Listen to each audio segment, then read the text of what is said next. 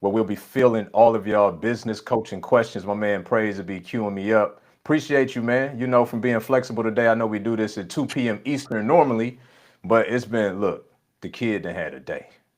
I've had a day from the time I got up. It's been stuff happening out of my control, and but we wanted to stay committed to the cause and be here for y'all this evening. So as Praise is asking me questions per usual, feel free to jump in. I know we got some new faces, both watching this live as well as on the replay. So welcome, and you know, just make yourself right at home. Any questions that you have from anything that we're saying, or just questions that you've thought of on your own, feel free to put them in the chat, and we'll get to them as we having this conversation tonight.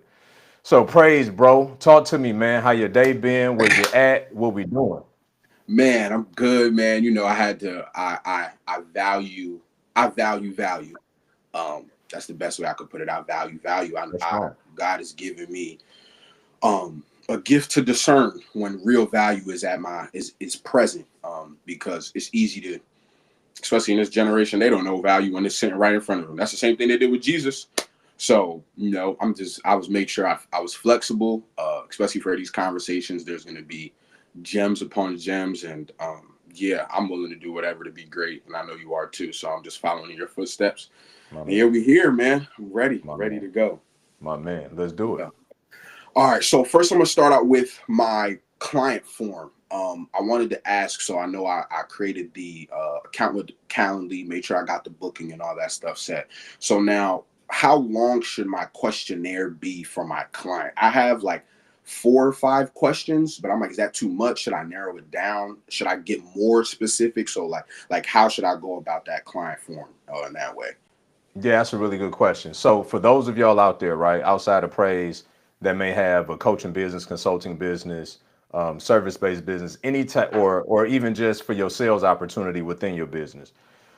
In your Calendly booking, hopefully you have some qualifying questions that's associated with whatever the topic is, so that you can create what we call a client profile. So you're not just getting on these calls blindly and cold with people without gauging and understanding who they are, right? From a qualification perspective. So I would say, as a rule of thumb, you probably want to have 3 to 4 kind of like business plan goal oriented questions, Okay. right? More substantive questions about who they are, what their business is, what their plans are, and those types of things. And then you want to probably have, you know, two, depending on what your offer is, 2 to 3 like socioeconomic questions. Understanding what the credit situation is, understanding, what range are they at in terms of their income, you know, do they have retirement, do they have reserves, right? So you're trying to understand what's their financial capacity, because based off of whatever it is that you may be coaching or consulting them on, for them to get the outcome that they desire from that exchange, then you're gonna need to also understand what their financial capacity is, so that you can advise them accordingly, right?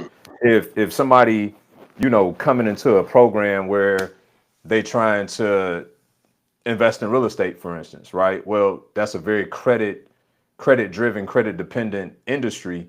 So if I don't understand your credit score and I get on here and I advise you as if you got 650 plus credit when you got a 580, then I'm doing both of us a disservice, right? So that's why it's important to ask those questions on the client profile, so that it's just like you go to the doctor. What's the first thing they do?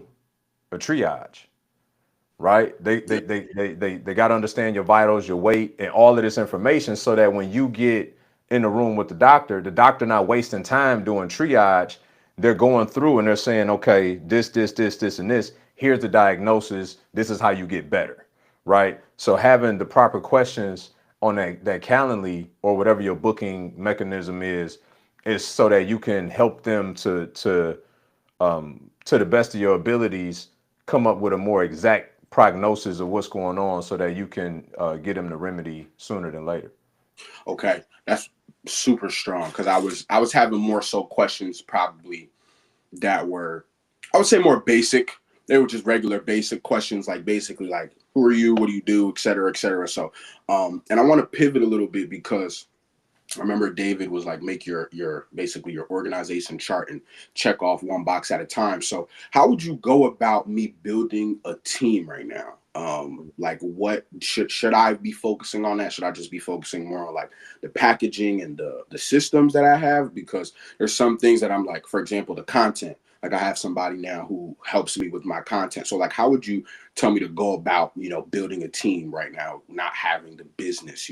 So Yeah. So I'm a firm believer in leading with revenue. mm, Lead with revenue. Okay. Emil is asking what's the topic. The topic is business coaching. So Praise is asking me very explicit questions about his business, and y'all feel free to do the same. We normally do this 2 p.m. Eastern every single Thursday, right? And so the life been life in the day, so it got delayed, but here we are. So please, by all means, put your questions in the chat if y'all have them, and we'll get to them. sure. Remind me again, Praise, where we was at? Building a team. Like how Yeah, should I yeah, go yeah, about yeah, yeah. So my philosophy is always lead with revenue. Okay. There's certain things that you have to have in your business, like marketing, for instance, right? Marketing could be organic content, it could be paid traffic, it could be emails, it could be SMSs, it could be a myriad of different things. But without leads, you have no business, right? People think without sales, you have no business, but without leads, you have no business because you're not mm, going to sell everybody and you're going to need people in the future to sell too. Those are called leads. So in terms of team building, I would I would build out the necessities that are pre-revenue, and then I would look at building out the rest of them post-revenue. mm, And one of the ways to look at that is one, what is your overall budget when you starting up your business? Okay, do you have the reserves to even pay people pre-revenue? And the reality is, it may be better suited for you if you got the capacity and bandwidth to do as much as you can for as long as you can until you become the biggest bottleneck in the business, and then you start outsourcing whatever that is, right? So traditionally for most entrepreneurs, you know, your first hire is oftentimes an administrator, mm, somebody to help keep you more organized, right?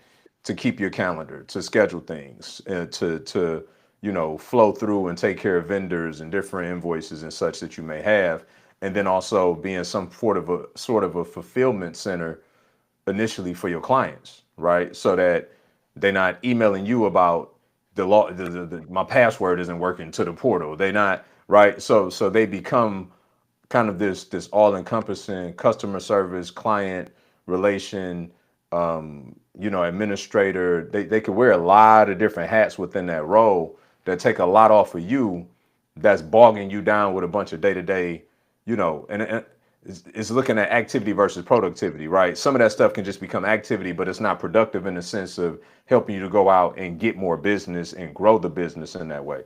So admin, I think, probably would be the first hire for most. And then if you don't have the skill set or capacity to do content in a way that you think is, you know, relevant to your business, then you may need to go and outsource that piece as well, mm. right? To where Yeah, because no content, no business. That's just what it is, right? But 100%. but I would just say again, as much as possible, just try to stay lean as long as possible and do as much of that stuff as you can for as long as you can.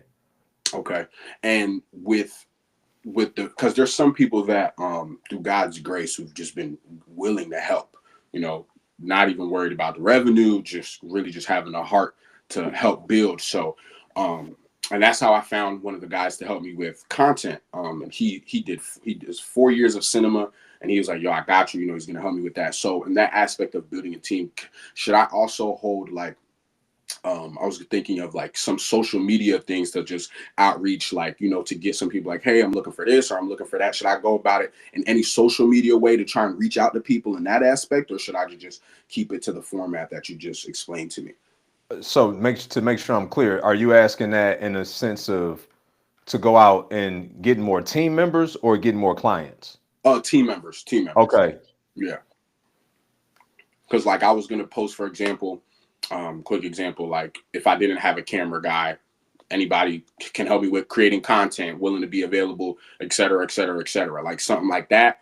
Or should I just keep doing as much as I can for as long as I can? Because like I know there's a few people who have skills that aren't being used because they work in, et cetera, et cetera, but they do want to help. And that's one of the guys that I found to be on my team to help me with content. He doesn't work right now, so he's like, yeah, like I'm down, I got the time, and I'm willing to help you with whatever. So it's like I have that aspect, and now it's like the administration. I could use the more organization, so I'm not trying to do everything myself. So should I like reach out in the social media aspect to see who's available, or should I just keep doing as much as I can for as long as I can? What I would do is I would do as much as I could for as long as I could, right? Okay. So here's the thing. I have a very difficult time asking other entrepreneurs to do things for free. Mm. I'm not saying there's anything wrong with it, but I have a difficult time with doing that because at the end of the day, I understand that entrepreneurs only eat if they make money.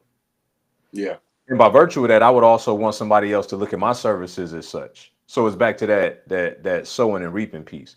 Now, if there's a situation where, and I'm not thrilled about this, but if there's a situation where, organically I'm adding value to you and your life in some type of way, and by virtue of that, you're reciprocating by adding value to whatever I got going on through your services and gifting, all the rest of it, that's one thing. You know what I mean? But if I'm literally going out here looking for freelancers to help me, and I know that I really can't lead with revenue.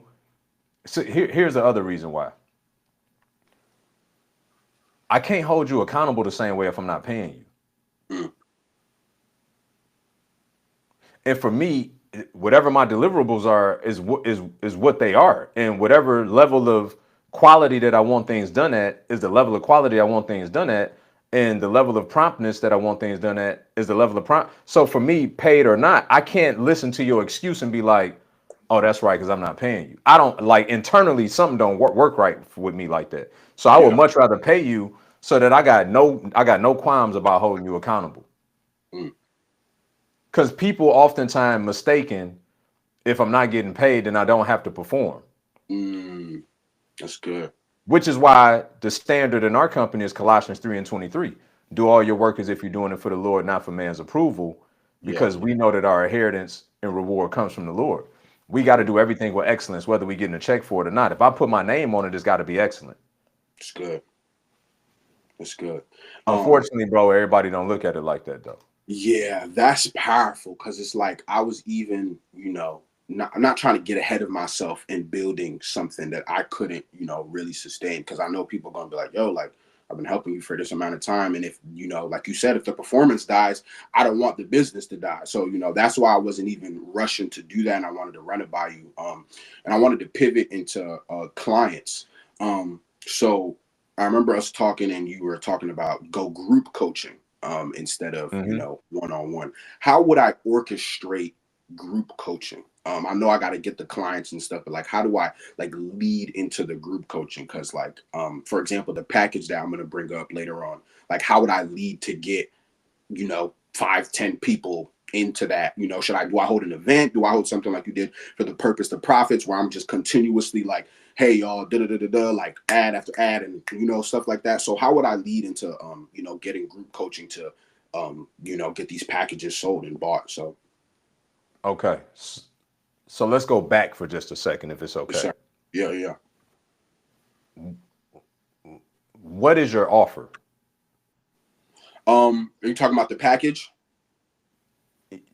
Could be, yeah. So tell me what the package is, and then I'll be able to tell you if that is what your offer is. Okay, so basically the name of the package was called Killer Confidence, right? And the outcome is like clients will acquire the confidence that kills inevitable doubt that arises in every season, regardless of where they're starting in that season.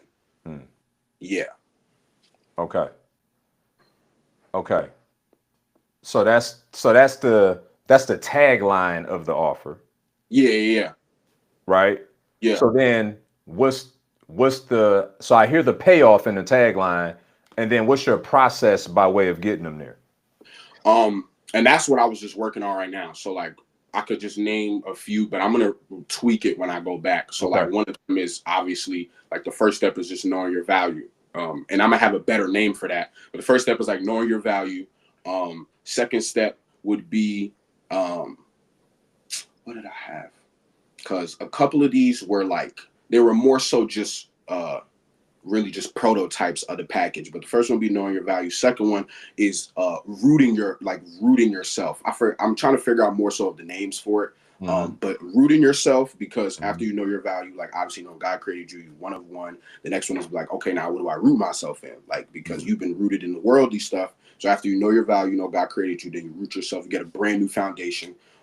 After that would be and those last two parts I'm trying to figure out more. So I'm not really as clear on the last two, but it's something leading into that where it'll be like understand your value, root yourself, and after you root yourself, building that acquiring the steps to get that confidence. Like, what do I need to be confident? So now I'd be exposing them to different things and frameworks or different mindsets that they need to have to get that confidence. And then the last one would be implementing that confidence. You know, how do I move in that? So those will be, you know, the type of framework that I'm having right now, but I'm still just tweaking the package to make sure, you know, it's good enough.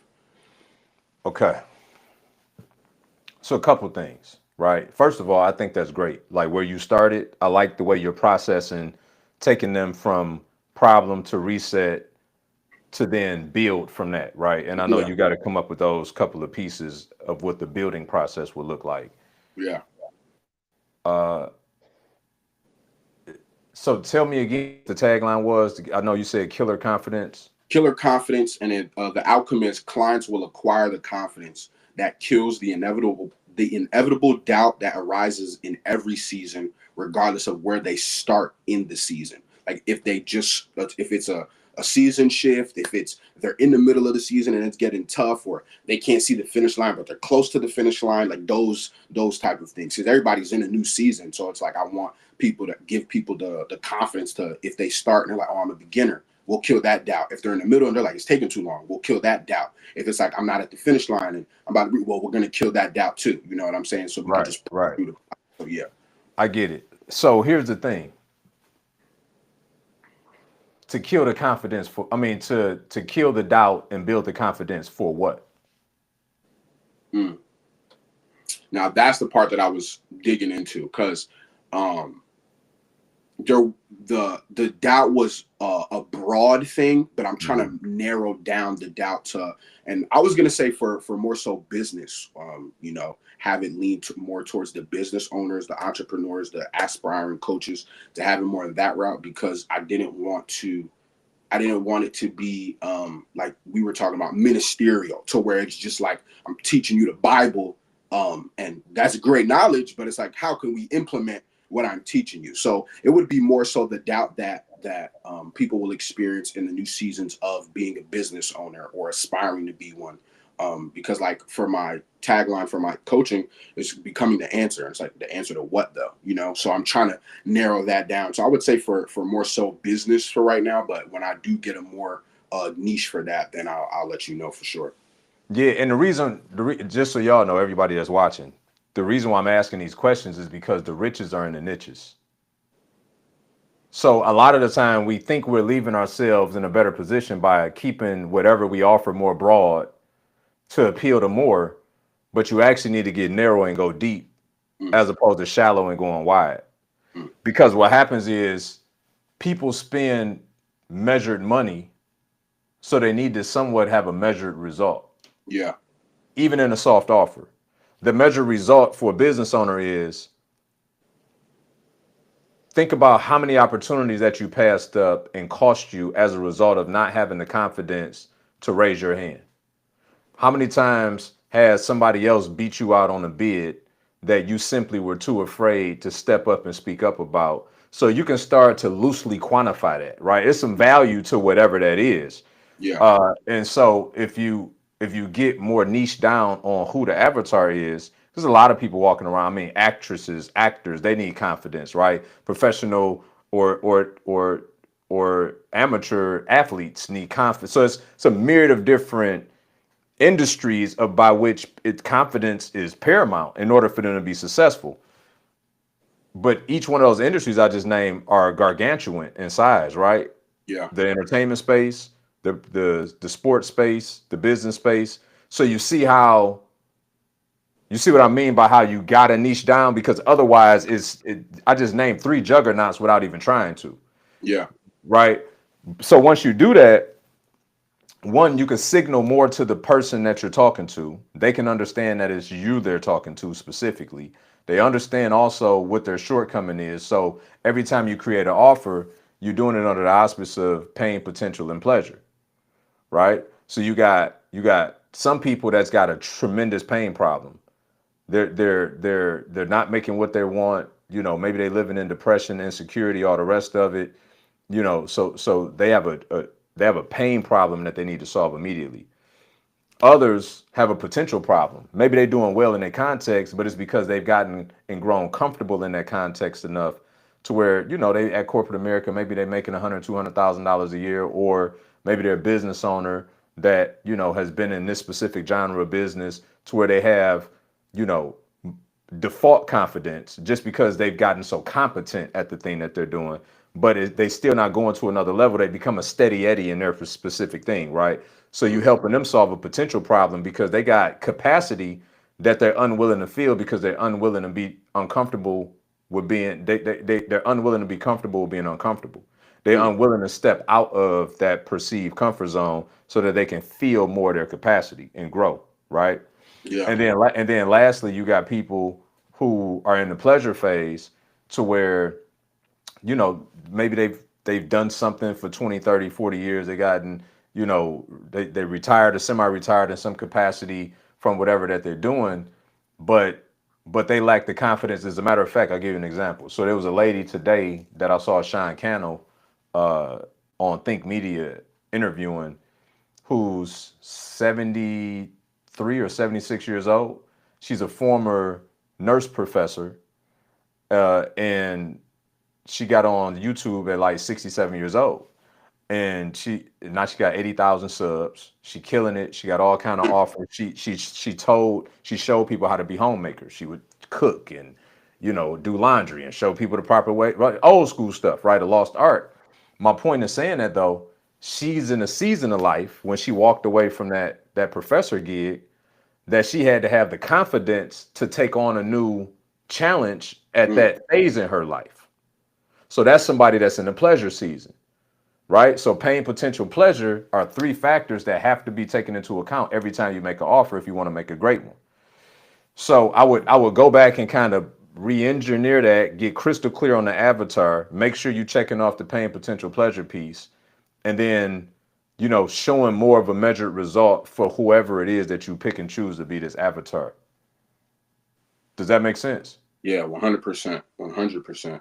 Because I didn't want to, like you said, make broad offers to where it's like confidence is great, like you said, but I didn't want it to just be, so who's getting the confidence and why do I need the confidence, or because there's a lot of questions that's in that. And I was gonna just ask, should I, because this is an area that I'm thinking about going down, is the business route for business owners, aspiring new business owners, because I am one. So I'm like, me learning this and then implementing this into the package, I feel like would be great, because it's like I just learned how to do this myself, and I had to have, like, I'm in a confidence right now, like I'm having the confidence that's killing the doubt of, like, I'm brand new, I can't do it, or you're too young, or whatever the case may be. But I have confidence to where it's like that's dead, like I'm not even gonna bother that. And another package that I was thinking about, because I'm gonna shoot you these package names, because when we get back to it, we can talk more about it. But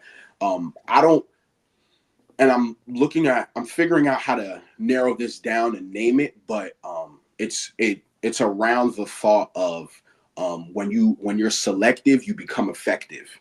Mm. So I'm trying to narrow that down as well, because I wanted to throw that at you as well, because like I don't know what to name that package, but it's like when you start to choose what you want to focus on, that's when you'll really see the change, because we Mhm. we focus too much on the negative, and then next day we focus on the positive. Like, no, just focus on what needs to get done. because everything else is probably the inevitable that you're worrying about. You know what I'm saying? So Mm-hmm. that was one of the things that I was thinking about of putting in a package, but I'm trying to narrow down that avatar because I feel like, and this is what I brought this up in the purpose to profits, that I feel I'm of this and that. So I'm trying to discern the avatar because I feel like I can talk to the 20-year-old, but I could talk to the 40-year-old, and I could talk to the 70-year-old, but I could still get the message across to an 18-year-old who just graduated high school or something like that, or is about to go to college. So that's where I'm like struggling at to really ring out the avatar to really get down to the narrow of that. So that's, I just wanted to throw that at you as well. So let me ask you this, and let me. Amy says this is for team building or gaining clients. So this is so Praise is in the process of building out his coaching and consulting business. Okay, so he's actually talking about this. This part is for gaining clients that we're talking about right now. My question to you is this: you're 23 years old, right? Which is still Yeah. hard to believe, but of all those different age brackets that you just talked about, the 20-some-year-old, the 40-some-year-old, the 70-some-year-old, 100% God has blessed you with a tremendous gift of wisdom. You can add value to any of those people that you talk to. Yeah. Who do you believe you add the most value to, though? Mm, that's such a great question. Honestly, the 20-year-old, because we in the same, mindset, maturity, framework, especially in this society. I don't want to speak to a I don't want to speak to an age group that surpassed the stage that I'm on. So I don't want to talk to the 60-year-old and he's like, oh yeah, we I've been knew how to be a man, or I've been knew how to do this, this, this, and that. I want to talk to someone who's never experienced it or is just about to experience that. So I would say most definitely my age group of 20-year-olds and young adults in that aspect. 100%, bro. 100%. So I agree with you. Now I feel like we got a baseline Yeah. because now you can clear the other. All the rest of that stuff was noise. Yeah. Okay. So who knows better at 23 all of the challenges for people who don't want to go to college, that want to start their own businesses, that's suffering with imposter syndrome at 18, 19, 20, 21, 22, 23, 24. Like, who knows that better than you? Mm. Who's dealt with a tremendous amount of either loss, trauma, negative self-talk, bad environments. Everybody is in that phase right now where they still trying to figure out who they are. They hanging with this crowd, hanging with that crowd. They want to do right, but right don't always seem cool, right? But doing cool stuff, is continuously keeping them stuck. So all their pain points. To me, rather than try to serve this wide array of like all these different avatars, I would just lean into them. Okay. Get on TikTok, talk their language. They're gonna be blown away to find out you're 23. I think that's the other part. They're gonna look at you like a big brother or, you know, a mentor of sorts, not realizing that y'all are actually Same the same age. age. Yeah. 100%. You know what I So, mean? So I think that gives you an advantage in a very unique one mm, because now it's not, now I'm 41, right? Although they will be receptive to what I say, it's still kind of like he got me by 20, facts. 100%. right? As 100. opposed to you, and they like, he talk like he 30, 40, but he really my age though. Yeah. That dichotomy just to me it adds even more value to the people that you serve. 100%. That's good because that's exactly what I was trying to get out, just all that noise. Because I know, and I feel like, um, and I feel like you could speak to this 100%, knowing um, the effectiveness of how to use a gift. Because I can talk to the 70-year-old and I can talk to the 20-year-old, but it's not going to be as effective to the 70-year-old as it is to the 20-year-old. And that was what I was, really trying to narrow down because it's like I'm trying to serve everybody, but that's not really my job to serve everybody. I'm supposed to serve who my Mhm. avatar is. So I'm grateful that you even just helped me clear out the noise. So now I want to also just pivot a little bit to the social media aspect and the content creation. Mhm. Because as I was creating these, frameworks and creating these things that I wanted to talk about and teach, I remember one day the Holy Spirit was like, yo, you need to keep it shorter because people haven't been bought in long enough for you to teach longer. So he was like, you need to get straight to the point because we're in a fast-paced generation. Everybody wants the answer. So if you give them the answer now, then when they see, okay, he has these answers that I'm looking for, they'll come on. So how would you say I should go about my, content creation? Should it just be answers, like quick, the 15-second clips, like how you do it, where you're like, yo, 15 seconds, or 30 seconds, you straight to the point. You're not talking about nothing extra. You may give like a little something, but it's nothing extra. It's like, this is why you're where you're at, and this is what needs to change in order to get to here. So I was just going to ask, because I was like, that's the lane that I'm about to just press and run with until, these packages get more clear and the systems get better. So what would you, I just wanted to hear your thoughts on that as well. Yeah, so your short form content is the appetizer and your long form is the entree. Okay. You need to have both. Because you know how it is, right? Very seldom, unless it's a lot of drinks involved, do you go out and order all appetizers. Eventually, you're going to want to get the entree. Yeah. And you need to have it for them when they want it. Because if you don't, somebody else will. Mm. It's no different than going on Netflix. If all of a sudden the thing that they want to watch is not there, then they just going to go to Amazon Prime. You Netflix. So, yes, have the short form to get straight to the point, right? Hook, story, offer. You want to have that 100%, especially going out to your cold audience, etc., right? People that haven't discovered you yet. But then you also want to start building out your long form and having, 8 to 12 to 20-minute videos on YouTube where you can expand more on your thoughts and go deeper on teaching some of these ideologies and methodologies that you're talking about. Mm. Okay. Now, you mentioned YouTube. That's an area where I've been, because I know how I can get in front of a camera. Like, I know all the knowledge. I thank God for the wisdom that he blessed me with, but I know I could sit there and teach a framework right in front of the camera. So now it's like, how long should I wait to go that route? Because I know, like right now, in my opinion, I can go that route right now. But it's like, I don't want to go that route prematurely, and it's not the right timing. So like, at what stage should I pursue that YouTube route? Because I have all the things to start the YouTube, but it's just a matter of doing it at the right time. So what would you say, like, when should I lean that direction? Because I was honestly thinking sooner rather than later, just because I've consumed enough personally in my, like, I consume every day. And, since I'm not coaching nobody, I'm not doing any of those things right now. It's like, I have a lot that I've consumed that I would love to create with and get out. But I wanted to hear just a little bit of your thoughts on that as well. Yeah. I mean, when do you think the best time to build a brand is? Now. Yesterday. Right? So 100%. I would start doing it. And here's why it's even more important to do it. Is you're also testing your audience when you do that. Mm. People gonna give you feedback, right? People gonna say certain things to where, those are cues for the next thing that you create, right? So there'll be certain topics they'll want to see you double down on. You'll start to gauge the interest of the people that you believe you're signaling through your messaging. Okay. The most important thing is, and I think you'll be great at this, right? When you get hyper intentional about it, because you already do it because the people that you listen to do it. And that's speaking alliteration, right? ATF, alliterated tricolon formulas, right? So what happens is, like I just said, pain, potential, pleasure. That's an ATF, right? I use 3 Ps. I may say, you either risk your way to wealth or you gamble your way to poverty. That's another alliteration, right? You want to have sticky statements.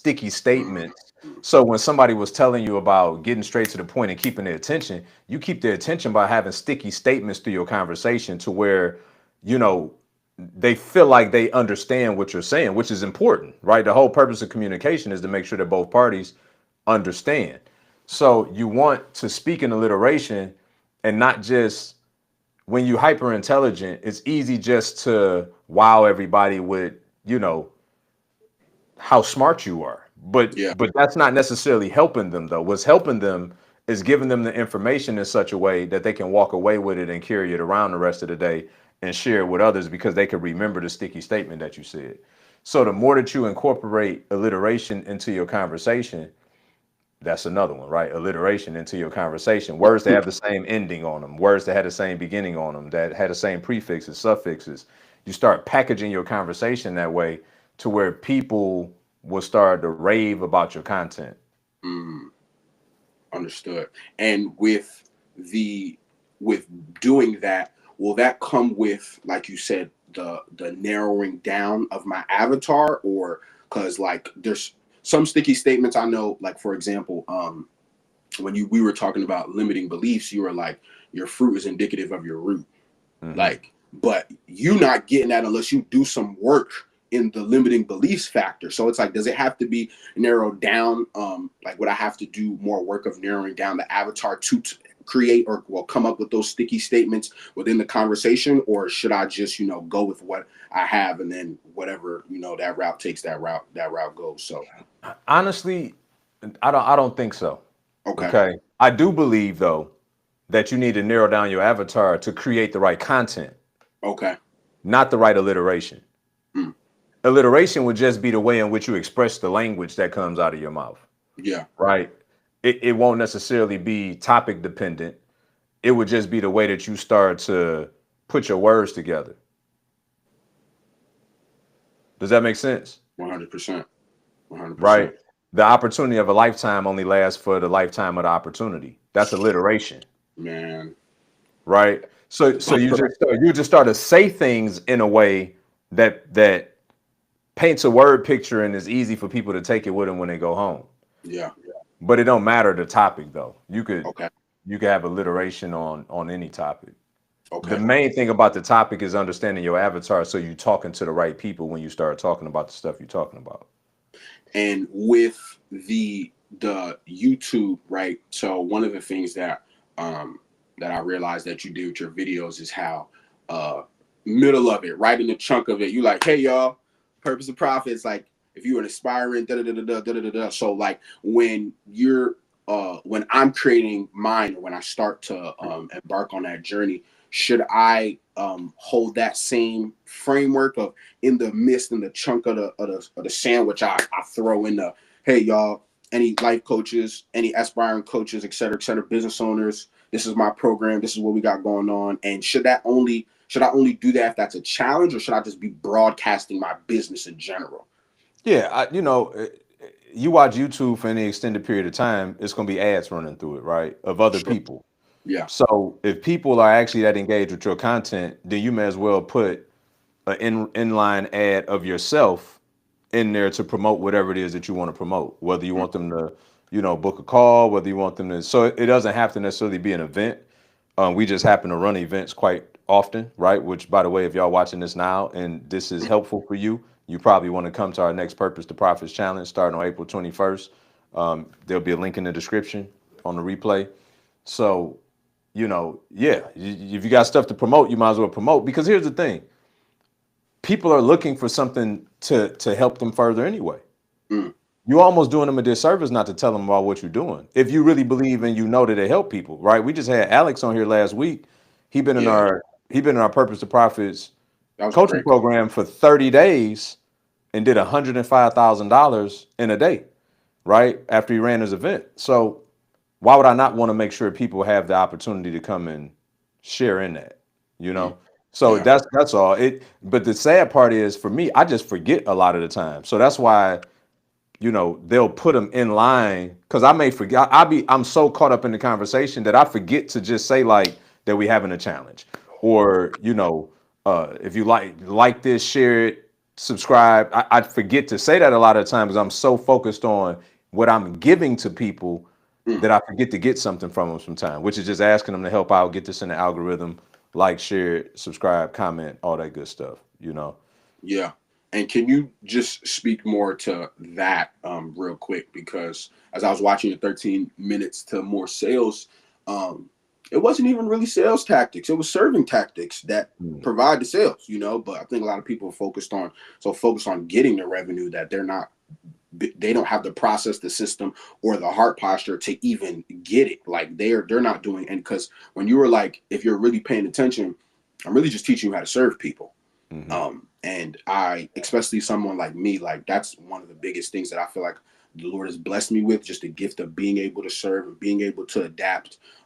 So for with clients that with potential clients that I'm going to get, can you just talk to me about, having just being able to just be locked in on what I'm giving? And I know there's, like a pro and con to it. Like you said, sometimes you forget to receive, but, could you just talk about like what goes into you being so dialed into giving?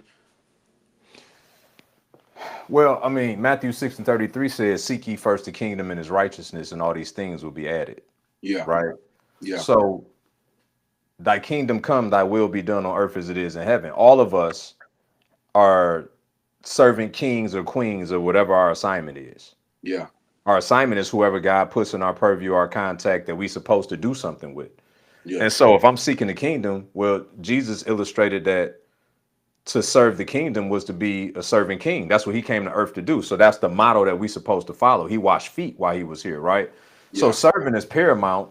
And if I'm serving my assignment, that I mean that I'm doing my absolute best to add value to any and everybody that God put in my proximity, whether that's on a coaching call with praise, whether that's the janitor that I walk by at the car dealership, like whomever I come in contact with, I should be looking to serve and add value to them in some way, shape, or form.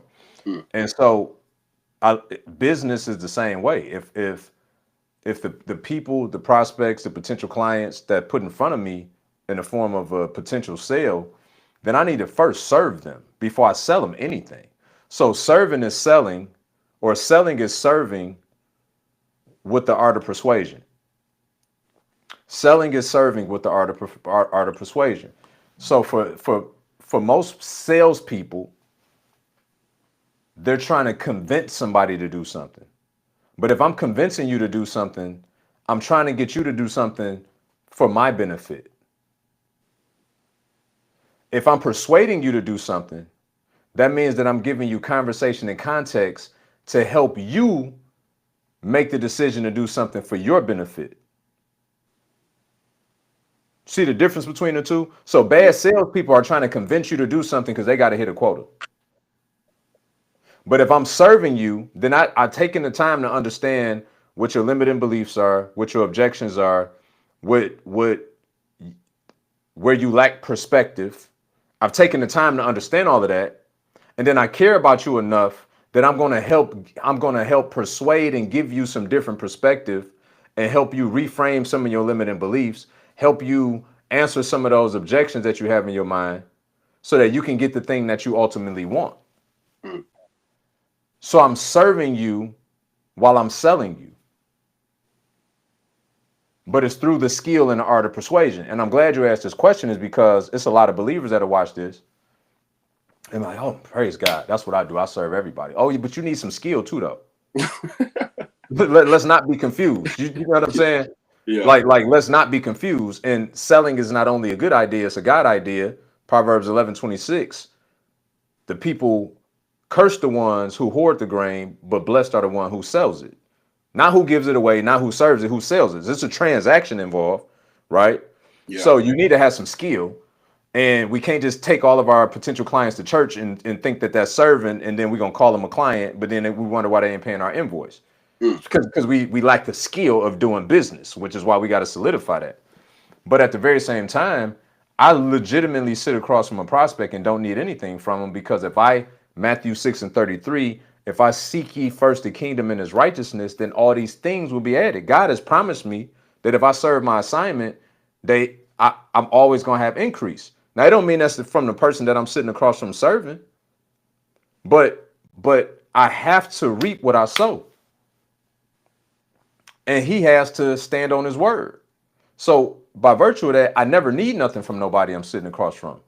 So I'm legitimately serving you at the best of my ability to help you to see yourself in a new frame of where you want to be. And that's where the persuasion come in at. Mm. And yes, there's nuance and skill to when certain things should happen in the conversation and when the offer should be delivered and how it should be delivered. And all those things are skill oriented, no doubt about it. But at the core of it all, I got a clear conscience when I'm helping you because I don't need nothing from you, Yeah. right?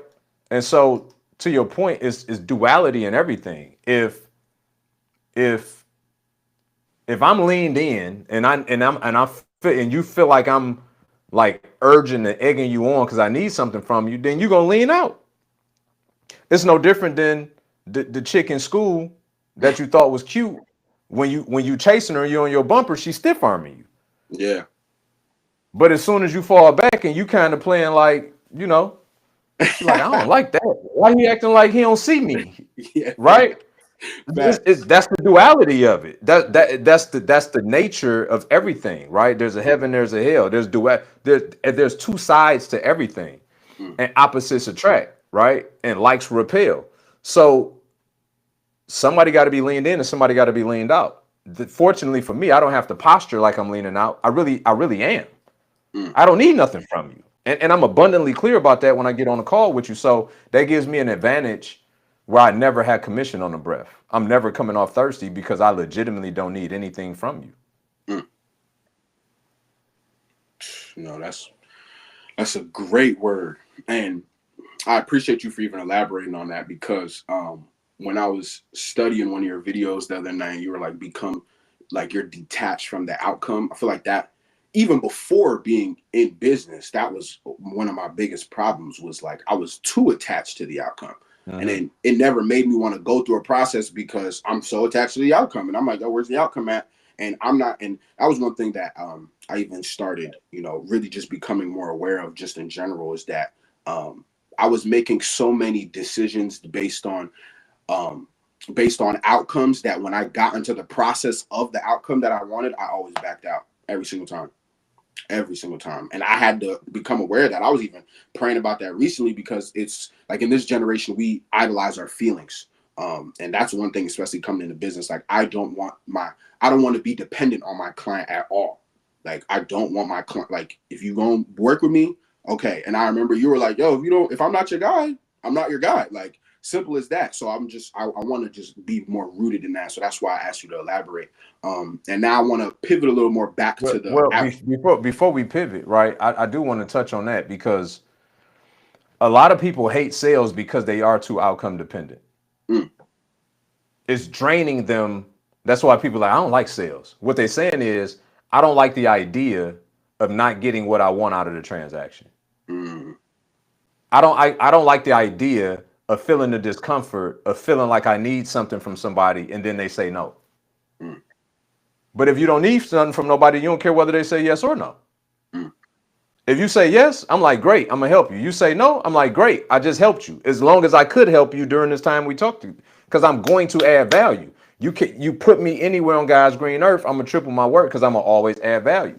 mm, I'm always looking to get something to somebody rather than get something from them.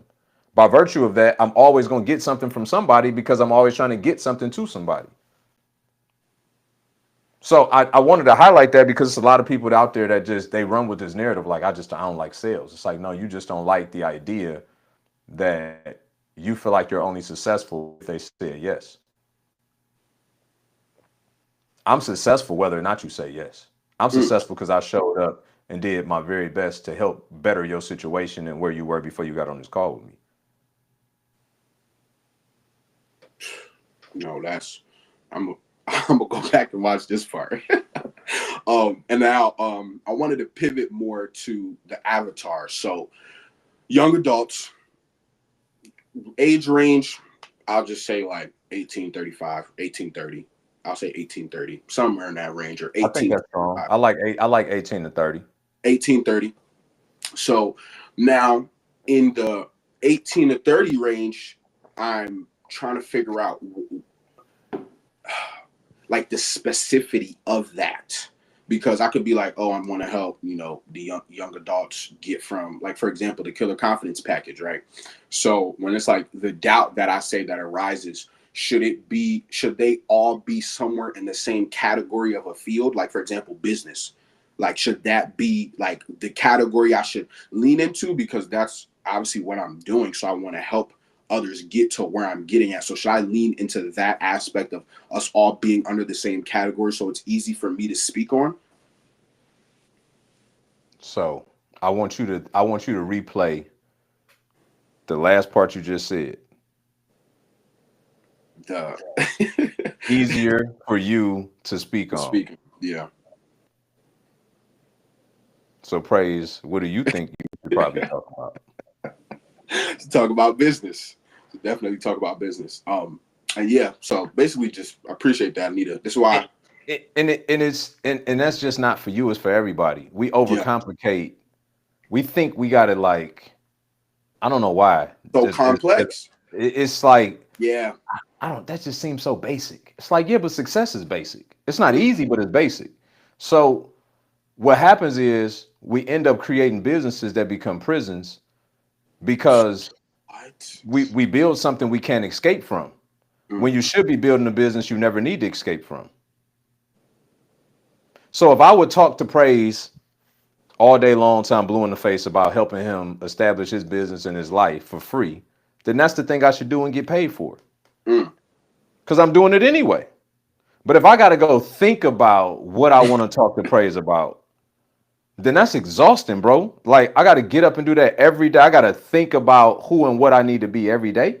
Mm, That's exhausting. And that's what I meant by narrowing in on your avatar, because in order for you to effectively help a 40-year-old, a 70-year-old, they've done things in life you just haven't been able to accomplish at 23.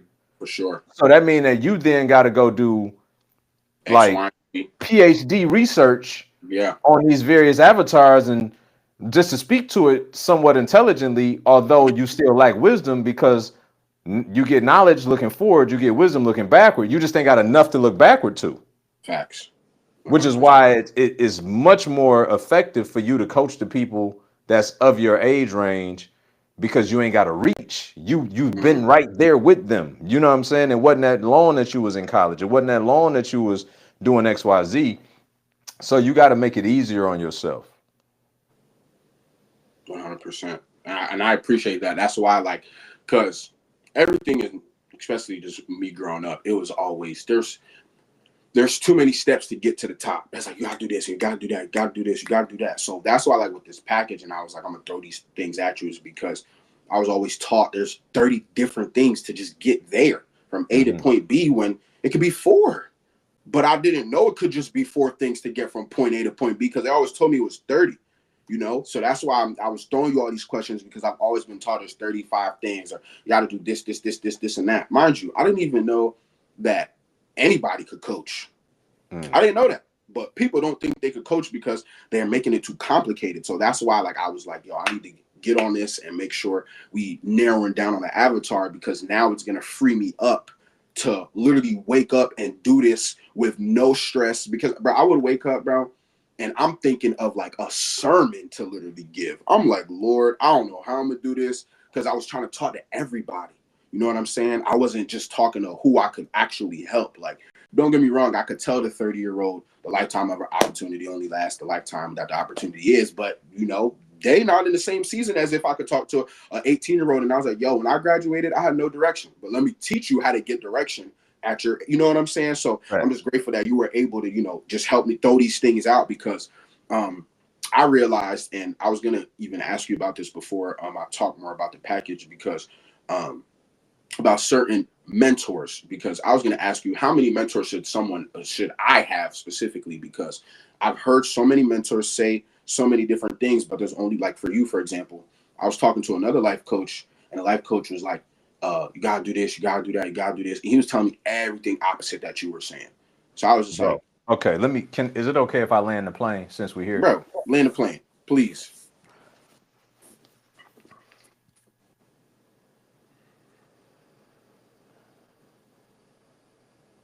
Life coaches, largely in part, are the most bogus coaches in the marketplace, especially from the body of believers. Many of them, their first business model is, I'm going to go be a life coach. And it's like, why? Mm, What qualified you to be a life coach? Because you saw John C. Maxwell? because he's a belief. Like what qualified you to be a life coach? And then if it ain't a life coach, they're a leadership coach. But what make you a leadership coach though? Mm. I'm talking to a lady in my DM yesterday or the day before, and she giving me all these acronyms of all these different certifications, and she was like, "Yeah, I'm XYZ certified, and there's not enough people that are XYZ certified, and that makes you more credible as a coach." And I'm like, "No, helping people make $105,000 in a day makes you credible as a coach. Facts. That's what helps you be more credible as a coach. If I've been around and in rooms with people that make $23 million a year in their coaching business, and the only initials they got in front of their name is Mr. or Mrs., then I don't know what you're talking about. You Mm. confused. But somebody has led you to believe, just like the school system, that these certifications and these letters and descriptors is what validates you, and it don't. Helping people get the success that they want in life is what validates you. I'm sick of these fly by night life coaches showing up. Oh, I'm a life coach. How? Why? Because you living? Mm. What have you done? What have you done? So what happens is you go through and you get all these certifications and you read these books and you read this and that, and then you trying to advise people based on stuff you ain't even did in your life. Mm. You living paycheck to paycheck and teaching people financial freedom because you went through Dave Ramsey certification. I don't even understand it. And I'm not saying that we can't help people do better than us, right? But what I am saying is we got to start running around and telling people with ultimate conviction that my way is right when you ain't even done it your way and had success in doing it that way. So then you catch a young praise and you feel like now you got an opportunity to pour into somebody, but you pouring into him something that's juxtaposed. And I'm not saying I got all the answers, but I can tell you that everything that I'm telling you that I either do or I've taught others to do, and they've done it successfully. Yeah. So this ain't hypothesis. This ain't theory. What I'm telling you right now, this Yeah. practical application will make your pocket swole and help the people that you're serving get their pocket swole. Yeah. 100%. And So I I'm just, appreciate. I'm just, I'm just, I like, I'm sick of all these life coaches, bro. Everybody run around say they're a life coach because they went through some certification and they living. I'm like, it got to be different qualifiers than this. Mm. One guy in my DM a couple months ago said he was a life coach. I went and just looked at his profile because that's what I do. People DM me, they say they stuff. I go look at their social media. My man had 13 still photos and graphics. Not one video explaining and adding value to nobody life, and you call yourself a life coach. Like, get out of here, man. Go to work. Mm.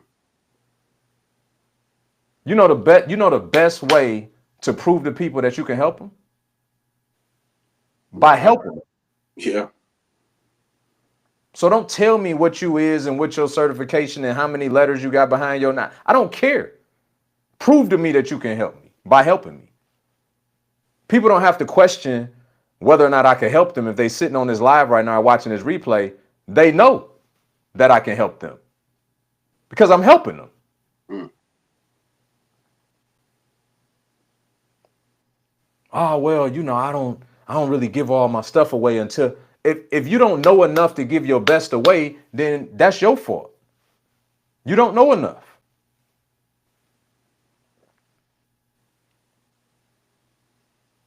So we just got to stop false flagging, man. We gotta stop all this false advertising. Like if if you need titles to make you feel better, then wear them on Halloween or something when it's appropriate to have costumes on. Mm. Because you're confusing and misleading the masses. You're holding people to standards that you've never done before yourself. It's like the father who sucked at sports, but then hold his son accountable to be the best football player ever. When you suck, you giving him advice, you wasn't good. You was a bench warmer. You know what I'm saying? But then Facts. you're gonna hold him to some standard that you never lived up to. Facts. Give him some grace and a coach, because you ain't it.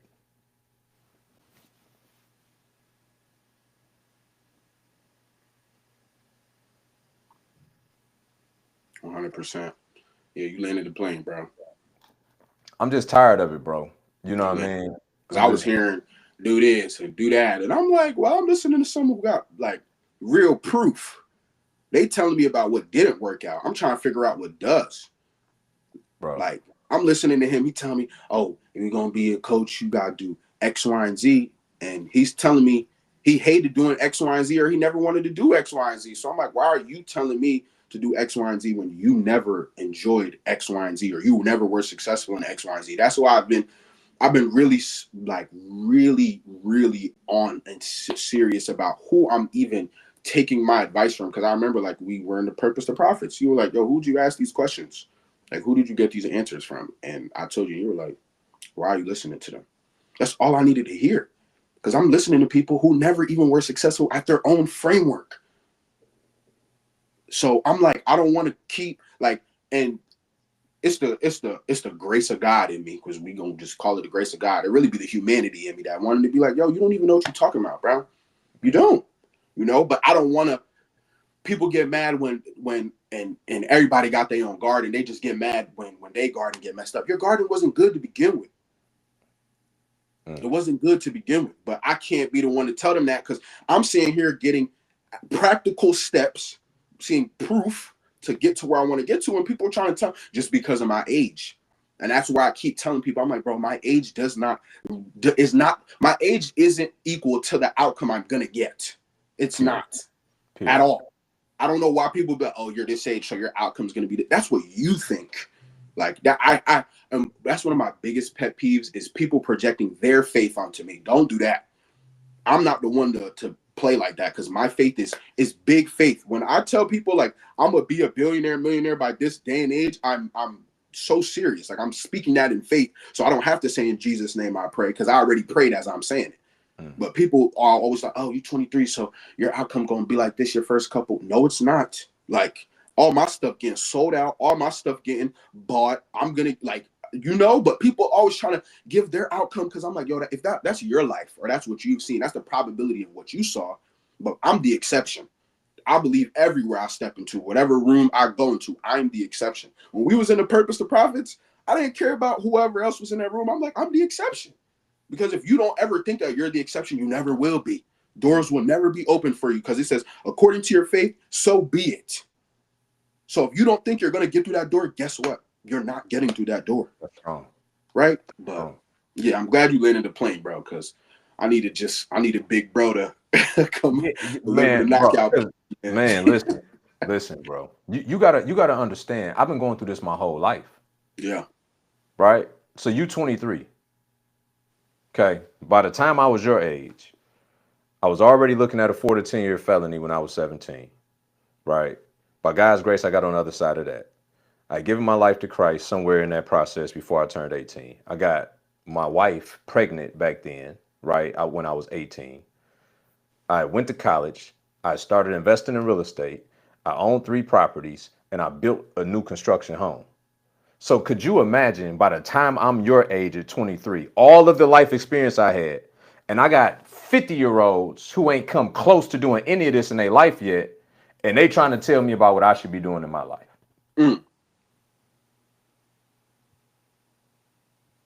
And it's the same thing now at 40. People sizing you up because they 60 something. Bro, you just got to keep tunnel vision, stay sucker free, surround yourself with the right people. To go back to your original question that you was asking this goofy life coach, how many mentors you should have is predicated on what you're doing, what you're conquering in that season. I'm a firm believer that you should have mentors or de facto mentors speaking into your life in the most important areas of your life. So spiritual development has got to be number one, right? Like your spiritual development is not the only important thing, but it's the most important thing. Because it affects every important aspect. It affects every other important thing, right? Sir.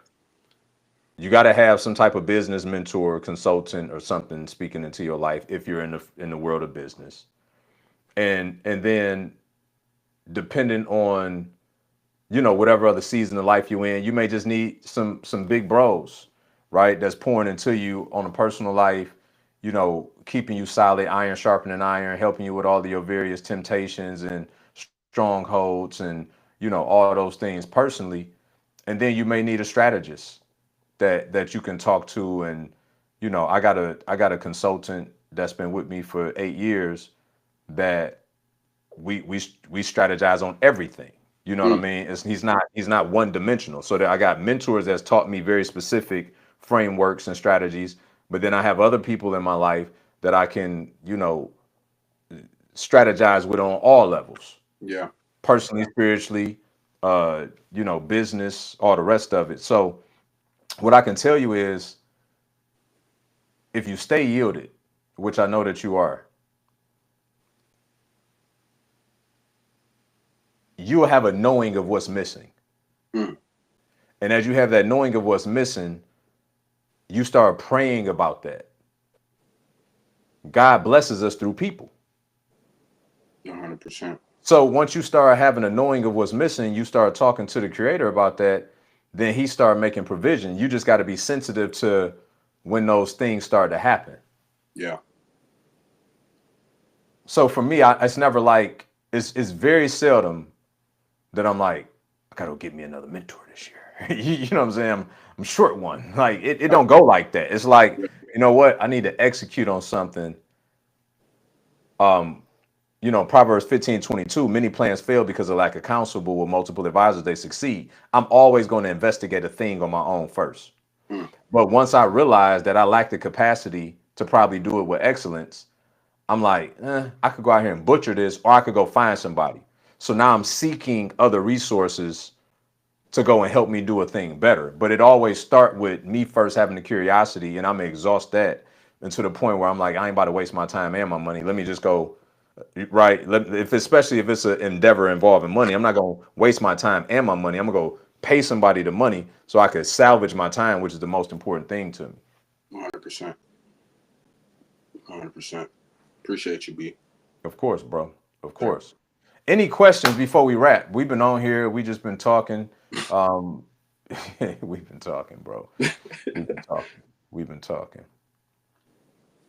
Yeah, I'm gonna make sure they clip up the part about the life coach. It's time to upset some people, man. They need to hear Yeah. it. If Yeah. you throw a rock in a pack of dogs, the one that get hit, yelp, right? So whatever. I'm tired of it, bro. It's a cheap, it's a cheap way to show up in the marketplace and woo woo people as if you add value. And it's just it's a fallacy, bro. It's a joke and it's gotta be stopped. 100%. I And, agree. and guess what? And it's also robbing the person that really think that that's what they are. Because now they out of position from what they really supposed to be doing.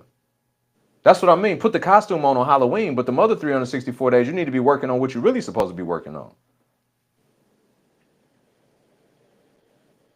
Facts.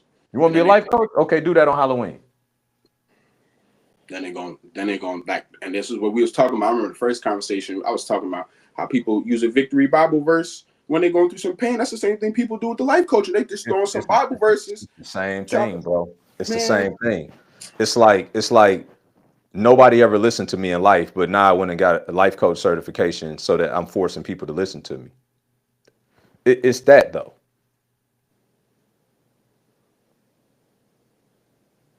hey, I'm just glad you landed the plane, bro. I mean, I'm just glad you landed the plane. Because mind you, the difference between you landing the plane and other people landing the plane is you have proof to land it. yeah, yeah, yeah, Like LeBron not listening to nobody who's not in the NBA. yeah, Like, why would he listen to any of his fans that are like, oh, you should shoot this or shoot that? How many times have you shot the shot yeah, and made it? yeah. Because a lot of life coaches get in the gym, they shoot one shot and miss, and that's the last time you hear from them. Like, you feel me? So, but we gonna be in here sparring all day. So let's Bro, I mean, look, what's understood don't need to be explained, for sure. right? Leaders 100%. don't have to call themselves leaders. People follow them. They kept trying to get Jesus to say what he was. He like, I am, right? 100%. So like you never have to self-proclaim who and what you are. And you definitely don't need no letters to validate that or a certificate as such. Yeah. 100%. So just keep that in mind, right? If I'm very careful to put titles on myself, because if they can define you, then they can confine you. Mm. I don't want to be a life coach. I want to be a child of God that's yielded to my assignment. Facts. Exactly that. I want to leverage my gifts every day and deploy them into my purpose for the purposes of helping other people's lives be better.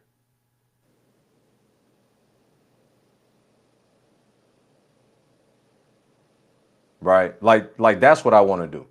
100%. And that has an anatomy to it, but it don't have a title to it though.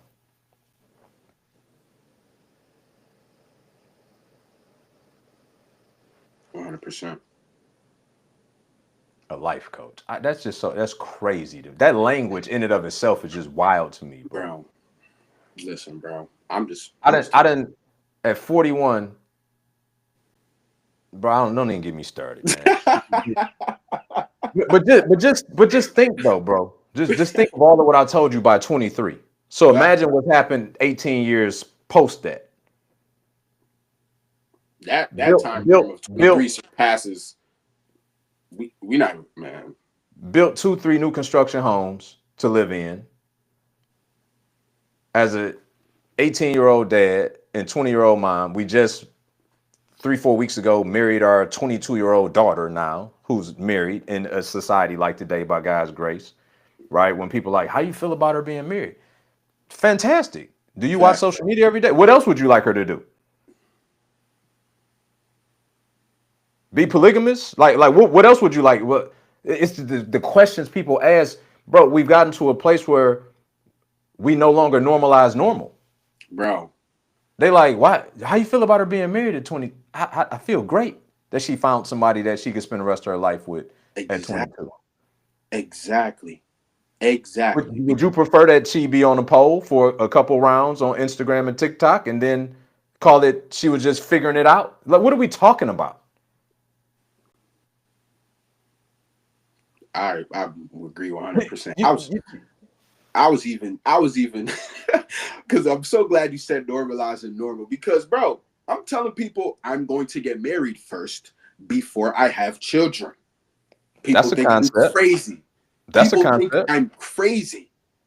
People are like, oh, but how would you know if it's the right one to have a baby? I'm not going to have it until I know it's the right one, obviously.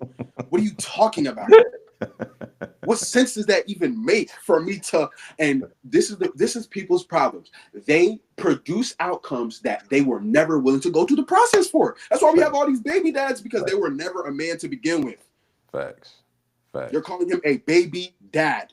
Facts. Here's And because the people and framework because of what. people lack because they lack the discipline, they want to project that onto you as if you don't have the discipline. What? I'm like, you don't think I'm gonna be able to wait because you weren't able to wait? Okay, like, don't bring that over here. That's why I hate when people don't project your faith onto Facts. me.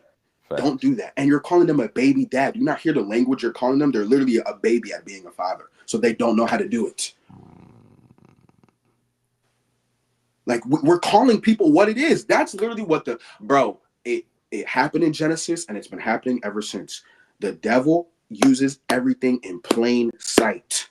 Mm. The same way God uses everything in plain sight, the devil does the same thing.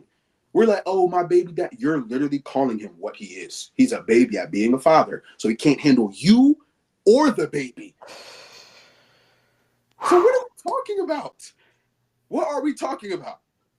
But people like, and mind you, you know what it is. It's the pleasure. It's the fast pacedness. It's the impatience. It's entitlement. Okay, let's see how far that gets you when you're working in reverse psychology. Because all sin is reverse psychology. The outcome before the process. Bro. Do you know the worst part about all of it though? And everything you said is spot on. The the real gist of it is people are cowards. And they much rather go into acquiescing with the social norms than to be judged for being different. What? So when you say things that are countercultural, when you say things that are of independent thought, then you're challenging people by being a mirror that they forced to look in and see that they don't like Aren't. what they see. Yeah. And so you keep doing it, bro. You keep sticking to the script, sticking to the mission. Um, you, with time, you'll find that everything don't need to be shared with everybody. You'll get tired of defending your position. I let ignorant people win now. I may give them one. But for them, by default, I give everybody one. And then after I hear that they just ignorant, then I'm like, why would I do that? Okay, you right. You got it. Bro, it takes nothing away from me, right? Yeah, Yeah. you got it. Let a fool be a fool. And so everybody ain't gonna get it. They're not meant to, but it's also not meant for you to give it to everybody either, though. Yes, sir. Because that's casting your pearl before swine. You know what I mean? One, And that's not your responsibility, bro. 100%. Not your responsibility. So, man, on that note, we've been on one. We've been on one. I heard my wife tiptoe in not long ago, so I'm about to go see her face and catch my breath, go out, have a cigar. You know what I'm saying? Get my legs back under me, close out this week strong tomorrow. But for everybody that watched this, man, I hope that y'all were fed. As always, keep bringing your questions. If you're watching a replay, let us know in the comments. One, was this helpful? Secondly, what other questions that you may want us to ask or answer next week, right? Because we do this every week, 2 p.m. Eastern on Thursdays. Tell a friend to tell a friend. Make sure y'all like, share, and comment. And yeah, if y'all are interested in learning how to find your purpose and turn that into profits, and when I'm not talking about like I'm talking about going from making 6 figures a year, or maybe you're not even making 6 figures a year, to making 6 figures a month, or even like some of our students making 6 figures in a day. If that's something that's interesting to you, then show up. We show up. It'll be a link, or y'all could go to purpose2profits challenge.com, get your ticket, and I don't know. Praise, you were there. What would you tell them? Man, don't show up if you don't want it for real. That's all I Mm, gotta say. Don't show up if you're not willing to be committed. Don't show up if you think the little work is too little. mm, Don't do it. Show up if you want to change your life, but don't show up if you think the little work is too little. mm, Because they told me to type I'm committed day one to a month later, and I'm sitting in front of the person who told me to say I'm committed. mm. So that's what I got to say. Fair enough. Well, till next time, folks. We see y'all later. Sir.